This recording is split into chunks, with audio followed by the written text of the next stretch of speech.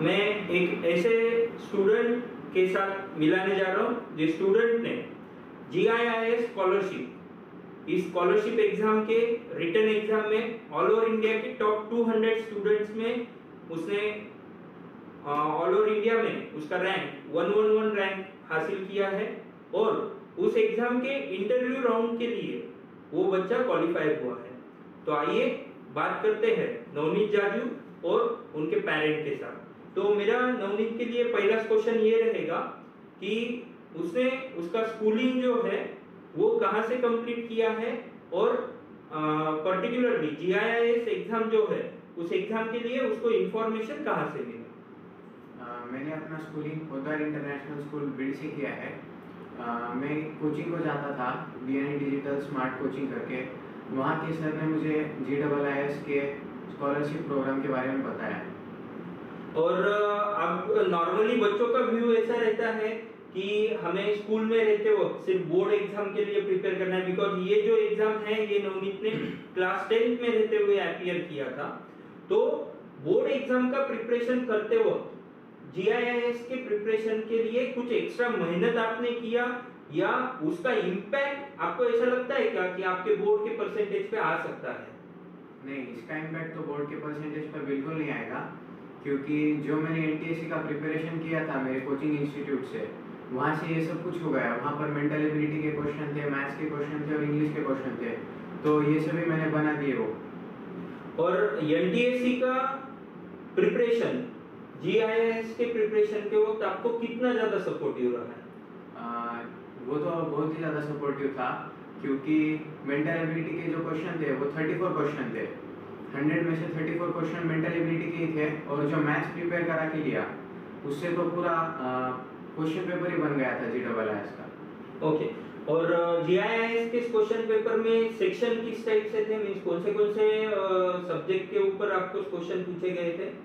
उसमें 3 सेक्शन थे, इंग्लिश का एक था, मैथ्स का एक था और मेंटल एबिलिटी का एक था। ओके। अब दूसरा चीज मुझे नवनीत को ये पूछना है कि नवनीत का ये जो सपोज अपीयरेंस है इन द कॉम्पिटिटिव एग्जाम, ये सिर्फ क्लास 10th में ही हुआ है या उसके पहले के कुछ स्टैंडर्ड्स में, जैसे कि 5th स्टैंडर्ड हो, 6th स्टैंडर्ड हो, उसमें उसने कुछ कॉम्पिटिटिव एग्जाम्स अपीयर किए हैं क्या? वैसे तो हर साल मैं कॉम्पिटिटिव एग्जाम अपीयर करता हूँ, IMO, NSO और 4th का हमारे वक्त 4th का था स्कॉलरशिप एग्जाम, वो मैंने दिया है। 8th का स्कॉलरशिप एग्जाम दिया है, 9th स्टैंडर्ड में होमी बाबा दिया है, तो ये सब से इसका प्रिपरेशन हो गया था। ओके। अब ये जो कॉम्पिटिटिव एग्जाम्स है इनके प्रिपरेशन में आपको जो गाइडेंस मिला है स्कूल से और BN डिजिटल स्मार्ट कोचिंग से, तो उसके अंदर BN डिजिटल स्मार्ट कोचिंग का रोल आपके गाइडेंस में क्या आप वहाँ पे सपोर्ट कर सकते हो?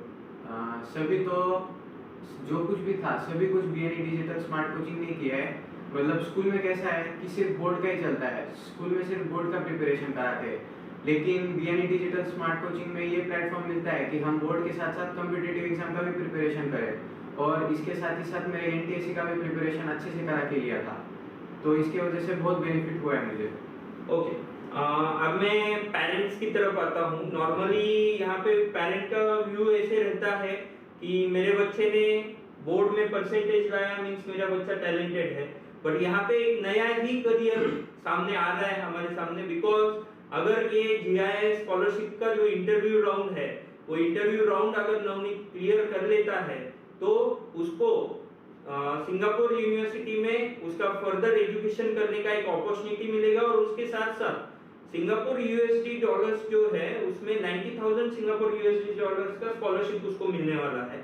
तो यहाँ पे पेरेंट का सपोर्टिंग रोल एक बहुत इंपॉर्टेंट रहता है। तो उस व्यू से उसके पेरेंट किस मेथड से देख रहे हैं कि नवनीत ने कैसे प्रिपरेशन किया या क्या मेहनत उसने लिया था?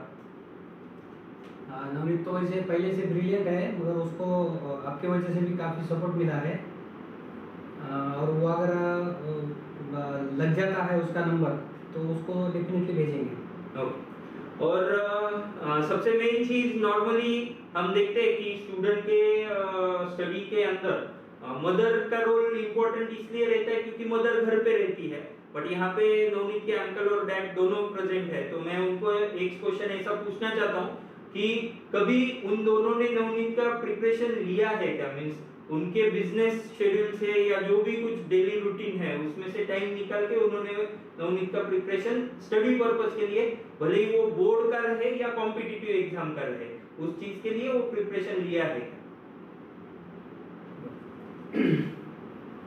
वैसे तो कभी प्रिपरेशन उसका बैठ के कभी लिया नहीं है, और बेसिकली अगर कोई इशू स्टडी रिलेटेड अगर आता था तो वो खुद ही इतना अलर्ट रहता था कि खुद सॉल्व कर लेता था। सेल्फ स्टडी जो अपन बोलते हैं उसके ऊपर वो बहुत ज़्यादा कॉन्सेंट्रेट करता है। कोई भी कंसेप्ट जो है अगर उसको क्लियर नहीं हुई तो आइदर गूगल है या फिर क्लास के अंदर सर के साथ शेयर करके उसके सॉल्यूशन को लेता था। नॉर्मली हमारा कभी उसके साथ ऐसा बैठ के पढ़ाई लिए ऐसा कभी हुआ नहीं है। ओके, मीन्स यहाँ पे मैं सभी पेरेंट्स और स्टूडेंट्स को बताना चाहता हूँ कि सेल्फ स्टडी का ही एक बहुत इम्पोर्टेंट रोल नवनीत के इस सक्सेस स्टोरी में सामने आ रहा है। और यहाँ पे आप देख सकते हो कि जब भी बच्चे खुद से इस क्वेश्चन या डाउट पूछेंगे तभी जाके उनके वो डाउट्स क्लियर होंगे, और तब जाके उनको ऐसे कुछ जो कॉम्पिटिटिव एग्जाम्स है उसमें सक्सेस मिल सकता है। अब मेरा नेक्स्ट क्वेश्चन नवनीत के लिए ये आ रहा है कि सपोज उसका सिलेक्शन तो वहां पे होने ही वाला है इंटरव्यू में, और वो सिलेक्शन होने के बाद में जब उसको सिंगापुर में स्टडी करने का अपॉर्चुनिटी मिलेगा, वो अपॉर्चुनिटी मिलते वक्त वो उसका करियर किस फील्ड में सोच रहा है और उस फील्ड में वो आगे क्या करना चाहता है, ये क्वेश्चन मेरा उसके लिए। बेसिकली मुझे लगता है कि इंजीनियरिंग एक बहुत ही अच्छा करियर ऑप्शन है, क्योंकि इससे हमारे बहुत सारे पाथ खुल जाते हैं। जैसे कि यूपीएससी एग्जाम में आईएएस करके होता है जो सिर्फ इंजीनियर्स को ही दिया जाता है, तो इसका बहुत ही ज़्यादा वेटेज पड़ता है उस एग्ज़ाम में। और इंजीनियर्स मतलब क्या, इनोवेशन और क्रिएटिवनेस इन सभी का मिक्सचर करके इंजीनियर बनते हैं। तो बेसिकली मुझे इंजीनियरिंग ही करना है, और बाकी पोस्ट ग्रेजुएट के लिए सोचूंगा मैं जो करना है। ओके, तो यहाँ पे मीन्स एक क्रिएटिव करियर की तरफ वो आगे बढ़ना चाहता है। और अब मैं एक ऐसे क्वेश्चन की तरफ बढ़ रहा हूँ जिसमें मुझे उनके पेरेंट्स के व्यूज जानने हैं। नॉर्मली जो हमारे इंडिया में एक कल्चर है कि बोर्ड परसेंटेज मींस करियर, ये कहीं ना कहीं पे हमें चेंज करना पड़ेगा। बिकॉज अगर हम पिछले साल का डेटा देखते हैं तो नियर अबाउट इंडिया के अंदर 7 लाख स्टूडेंट्स ऐसे हैं जिनको 90 प्लस का स्कोर मिला है बोर्ड एग्जाम में। मींस वो सीबीएसई, आईसीएसई और ऑल स्टेट बोर्ड को अगर अपन कंबाइन करते हैं तो 7 लाख प्लस स्टूडेंट्स को 90% के ऊपर स्कोर मिला है। बट वो सभी स्टूडेंट आगे चल के जो भी कॉम्पिटिटिव एग्जाम्स है, आईआईटी हुआ, नीट हुआ, उस पर्टिकुलर एग्जाम्स में कहीं ना कहीं पे फेल होते हुए दिख रहे हैं, या उसमें जो सक्सेस मिलने का रेशियो है वो कहीं ना कहीं पे रिड्यूस हो रहा है। तो इस केस में उसके पेरेंट्स उन्होंने स्टार्टिंग से व्यू क्या रखा जिस वजह से नवनीत आज एक कॉम्पिटिटिव एग्जाम के अंदर सक्सेस मिला रहा है। और इसमें मैं उनको ये भी पूछना चाहता हूँ कि बोर्ड तो भले ही ठीक है, बोर्ड के परसेंटेज इंपॉर्टेंट है ही है, लेकिन उसके साथ आप नवनीत को किस मेथड से ट्रेन करते थे जिस वजह से वो कॉम्पिटिटिव एग्जाम को अपीयर होने के लिए रेडी हुआ? बेसिकली एकेडमिकली 10वीं के परसेंटेज, 12वीं के परसेंटेज, ये जो भी चीज़ें हैं ये आपका एक स्टेप्स बनता है, पाथ है जिसके ऊपर से वो सीढ़ी बन के आपको ऊपर चढ़ना है। लेकिन इसका मतलब ऐसा नहीं है कि एवरीथिंग इज बाबा 10वीं का परसेंटेज है तो ही आप सक्सेस है, 12th का परसेंटेज है तो ही आप सक्सेस है। पॉसिबिलिटी इंजीनियरिंग में या फिर आपकी जो भी फील्ड आपने चॉइस की है उसमें भी आप कोई ये ले लेते हैं, आपका गोल्ड मेडल, ये वो जो चीज़ें हैं वो भी ले लेते हैं, लेकिन उससे करियर या फिर उससे सक्सेस नहीं बनता है। एक्चुअली आपकी खुद की मन की जो क्रिएटिविटी है वो बहुत ज़रूरी है, आपको अलर्ट रहना ज़रूरी है, जिसको पेसिंग बोलते हैं कि जिस ढंग से दुनिया चल रही है, जिस ढंग से जो स्पीड से पूरा वर्ल्ड टेक्निक स्किल्स ये जो चीज़ें चल रही है उस पेसिंग को आप अगर अडॉप्ट करके उसके साथ चलेंगे तो ही आपको सक्सेस मिलेगा। एकेडमिकली ये केवल आपकी ये स्टेप्स है, 10वीं में इतने मार्क्स मिले, 12वीं में मिले, मेन चीज़ तो आपको अलर्ट रहना है, आपकी स्किल है, आपका क्रिएटिव, आपकी जो अलर्ट रहना है, वो सब चीज़ें बहुत इम्पोर्टेंट है।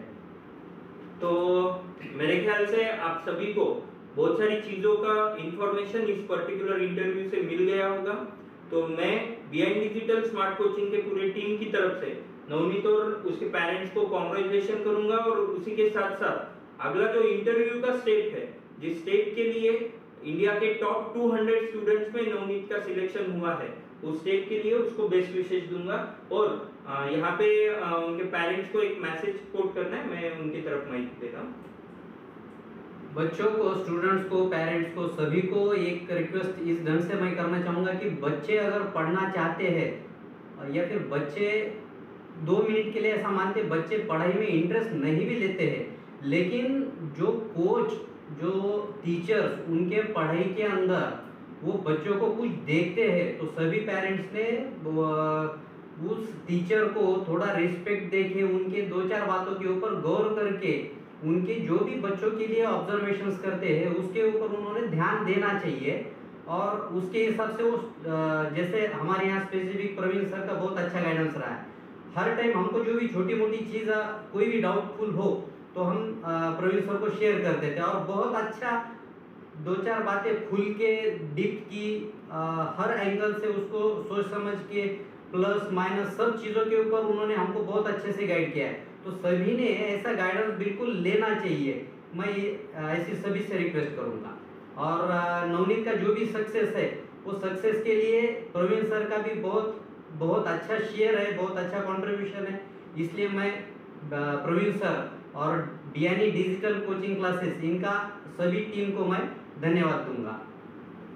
Thank you sir. एक्चुअली हम तो सिर्फ एक मेंटरशिप का काम कर रहे हैं, इसके अंदर बच्चों का मेहनत एक बहुत बड़ा रोल प्ले करती है। बिकॉज किसी भी पर्टिकुलर थिंग को जब हम सक्सेस की तरफ मोल्ड करते हैं तो उसमें उस पर्टिकुलर जो बच्चा रहता है या जो स्टूडेंट है उसका खुद का भी एक विलिंग पावर रहता है कि यस मुझे वो करना है। बिकॉज मैं एक चीज यहाँ पे पेरेंट्स को बोलता हूँ, जिस दिन ये रिजल्ट लगा उस दिन नवनीत को पता भी नहीं था कि उसका सिलेक्शन उसमें हुआ है।